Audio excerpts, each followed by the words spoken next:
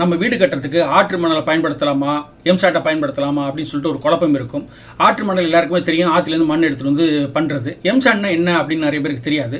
அந்த எம்சாண்ட் வந்து எத்தனை வகை இருக்குது, நம்ம வீடு கட்டுறதுக்கு எதெல்லாம் பயன்படுத்துகிறோம் அப்படிங்கிறதெல்லாம் தெரிஞ்சுக்குங்க. அதே மாதிரி எம்சாண்ட் எப்படி தயாரிக்கிறாங்க அப்படிங்கிறதையும் வீடியோவை பாருங்கள்.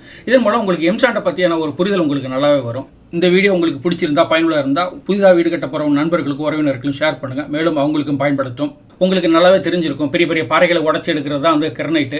அது ரஃப் கிரைனைட்டு, பாலிஸ்ட்டு கிரனைட்டு அப்படிலாம் இருக்குது. அதே மாதிரி அதை வந்து முண்டுகள் மாதிரி யூஸ் பண்ணுவாங்க வீடு கட்டுறதுக்கு.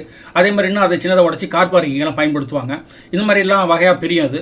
அதுலேருந்து இன்னும் அன்இவனாக உடைக்கிறது தான் வந்து கப்பி. அது பார்த்திங்கன்னா 40 mmலாம் ரோடு போகிறதுக்குலாம் யூஸ் பண்ணுவாங்களா அந்த மாதிரி.